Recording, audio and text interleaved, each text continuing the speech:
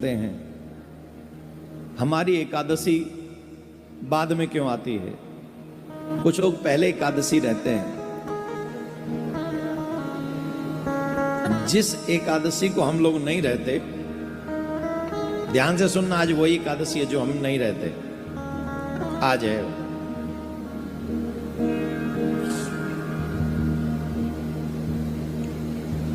जिस एकादशी में दसवीं स्पर्श करे। एक बात समझ लीजिए, जो मनुष्य एकादशी व्रत तो सब लोग रहते हैं, लेकिन शास्त्रों में कहते हैं कि कई लोग व्रत करने वाले ऐसी गलती कर बैठते हैं जो वही एकादशी का व्रत उन्हें नरक ले जाता है। वही एकादशी का व्रत उन्हें नरक में ले जाता है। इसलिए व्रत तो करना चाहिए, पर शास्त्र अनुसार करना चाहिए। सोच समझ के एकादशी का व्रत करना चाहिए। शास्त्रों में कैसे एकादशी का व्रत करना चाहिए, कौन सी एकादशी का व्रत करना चाहिए, इसका स्पष्ट निर्देश है। स्मारत और वैष्णव एकादशी दो होती हैं। दसवीं तिथि, ध्यान से सुनना, दसवीं तिथि एकादशी तिथि को अगर स्पर्श करते, वो एकादशी नहीं रहनी चाहिए।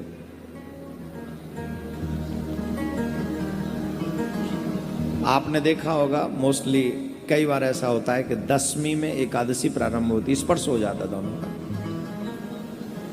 तो वो एकादशी जिसमें दसवीं तिथि का स्पर्श हो, वो एकादशी का व्रत निषिद्ध है।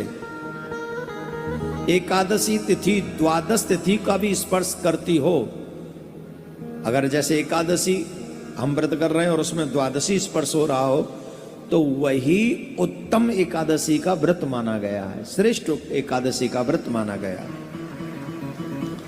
जो मोस्टली हम लोग रहते हैं। भविष्य पुराण में कहा गया है कि सूर्योदय के पहले 4 दंड काल यानी 1 घंटा 36 मिनट यदि दसवीं नाम मात्र भी रहती है, तो भी वह एकादशी उपवास करने के योग्य नहीं है। स्कंद पुराण में है, उमा महेश्वर संवाद में ऐसा वर्णन आता है, जो दसवीं युक्त एकादशी करता है वो निश्चय ही नरक जाने की इच्छा करता है।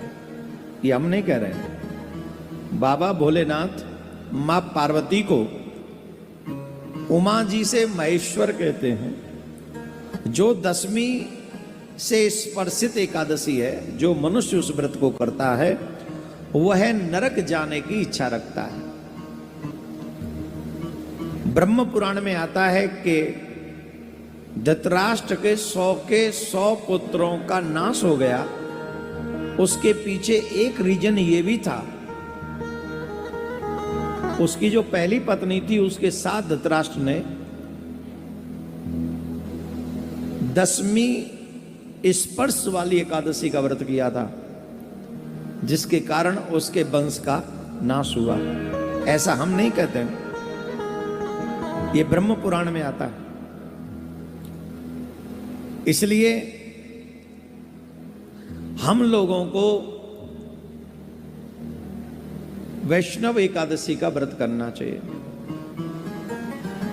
जो चाहे उसमें द्वादशी स्पर्श हो जाए, इवन त्रयोदशी भी कहीं स्पर्श होती हो, द्वादशी बहुत कम समय के लिए द्वादशी रही हो, और त्रयोदशी भी, वो तो श्रेष्ठतम श्रेष्ठ एकादशी का व्रत माना गया है। इसलिए ये संदेह कभी नहीं करना चाहिए। और जो शास्त्र 3 पुराणों का वर्णन किया मैंने आपके आगे इसमें, इसलिए आप हमेशा कंफ्यूजन में रहने वाले लोगों को चाहिए कि वह हमारे फेसबुक पेज इत्यादि को लाइक कर लें। उस पर पहले डाल दिया जाता है, यूट्यूब वगैरह पे भी डाल दिया जाता है। ट्विटर पे तो शायद नहीं डलता है मुझे नहीं पता, पर फेसबुक पे डलता है, ये मुझे पता है। तो आप लोग सारे सोशल मीडिया में जितने भी सोशल मीडिया स्टेज हैं, पेज हैं, उन सबको लाइक करके इन सब धर्म के कार्य को आगे बढ़ाएं, सनातन की आवाज़ को आगे बढ़ाएं।